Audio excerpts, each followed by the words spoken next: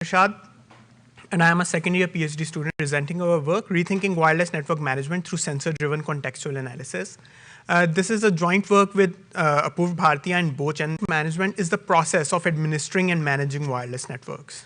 This includes things like performance management, provisioning network resources, and quality of service, etc. Today, networks and clients are becoming more complex, and companies are paid to manage them. So traditionally, the wireless network management is simple: link quality or the interference on the link. Or there are some additional management functionalities as well, which does not depend on the link better data rates. Or someone whose data limit has run out, his data rates will be cut off. But all of this information to make decisions resides within the network.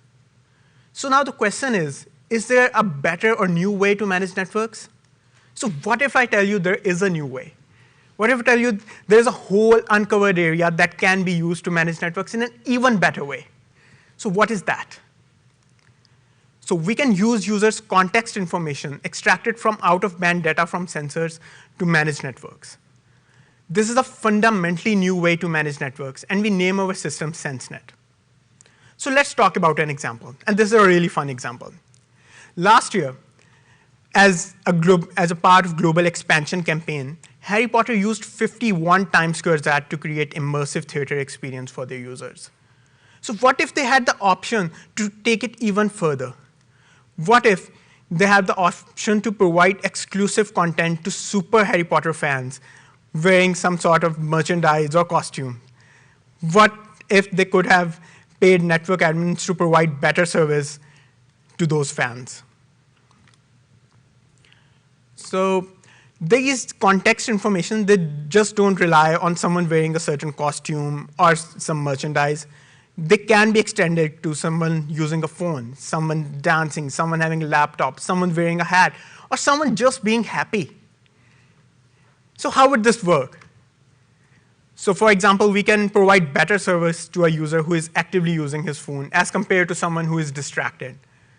Alternatively, we can aim to maximize happiness per hertz instead of bits per hertz. That would be cool, right?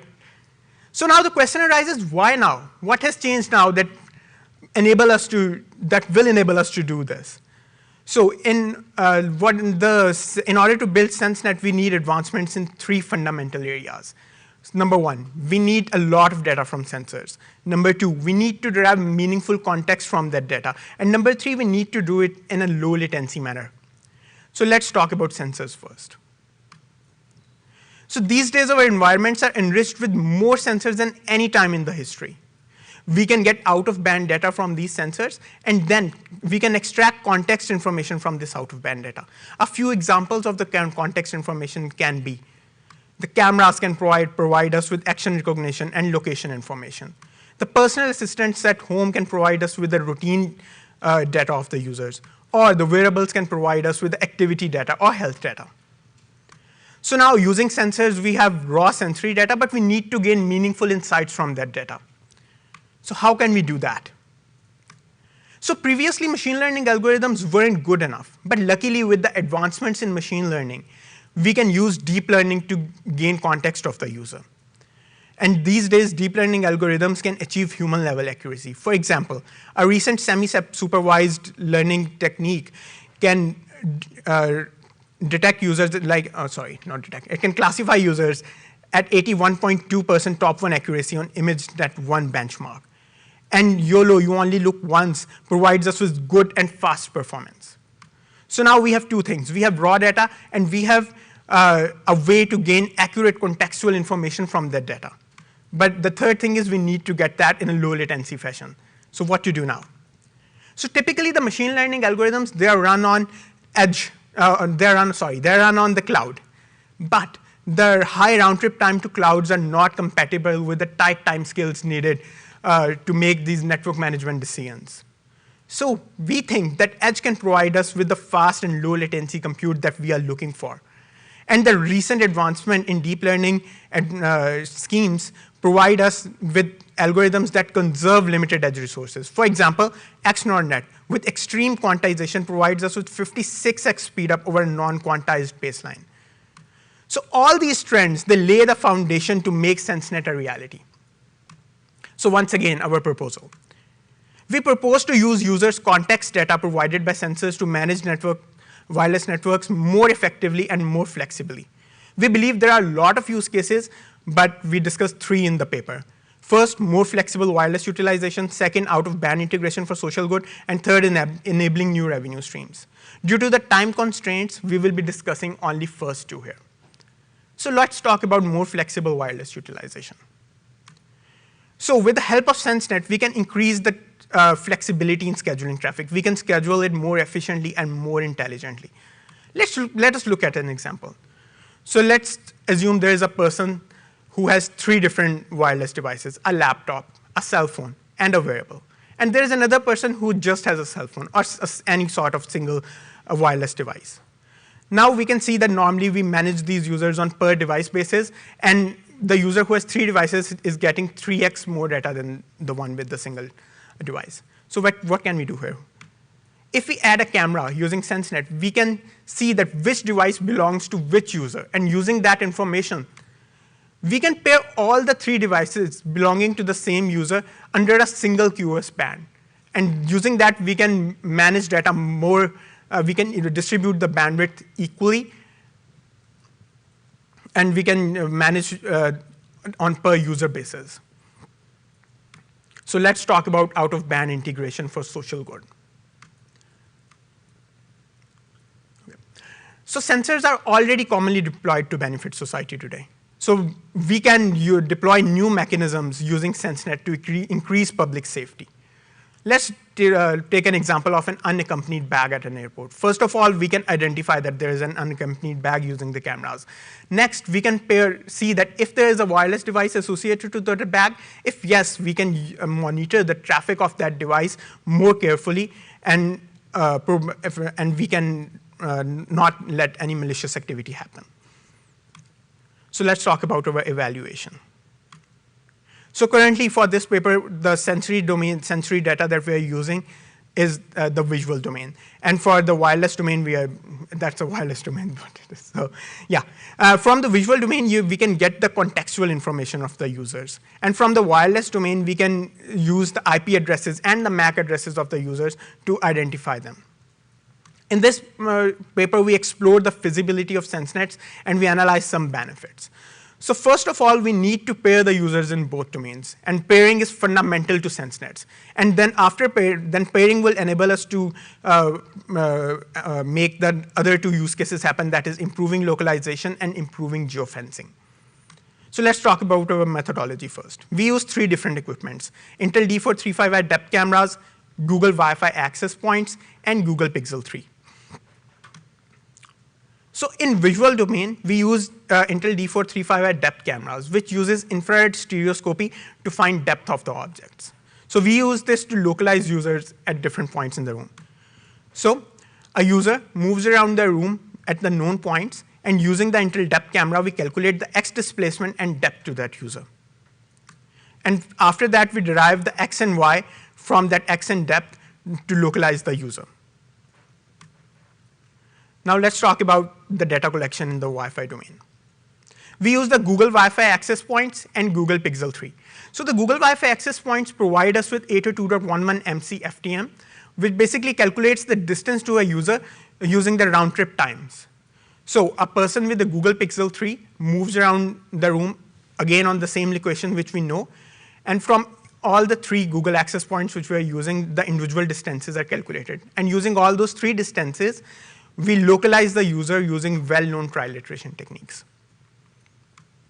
So this is our lab where we collect all the data. A user moves around these 21 points. So these are some of the ground truth. So on the X coordinate axis, we have the X displacement. On the Y, we have the Y that we discussed before. These are the camera points. And finally, the Wi-Fi points, which is wireless domain and sensory domain, the camera points. So if we put them all in a single graph, so this gives us the raw data that we have used to drive the subsequent experiments. So as I described before, we do 3 different experiments in the paper, but due to the limitation in time, we will be discussing only the first 2. So let's talk about pairing users first.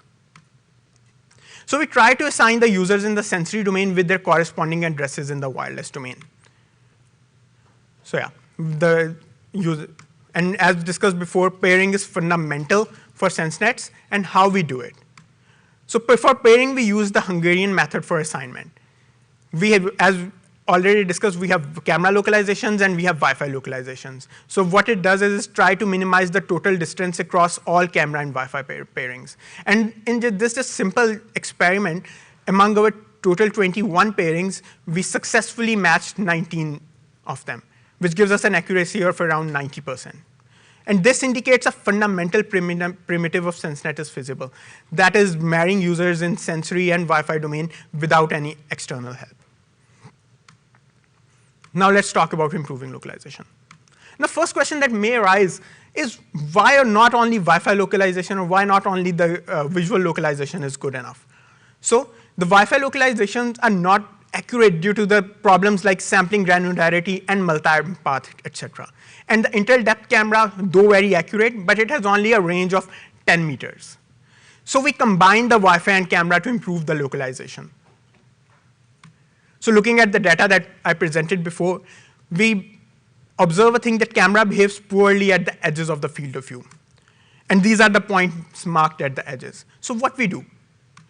We devise a really simple technique where we use the camera localization at the field of view and for the, the Wi-Fi localization at the field of view, at the edges of field of view, and the camera localization at the rest of the points. And just doing this simple technique, we get 15.2% better accuracy than camera and 29% better accuracy than Wi-Fi only techniques.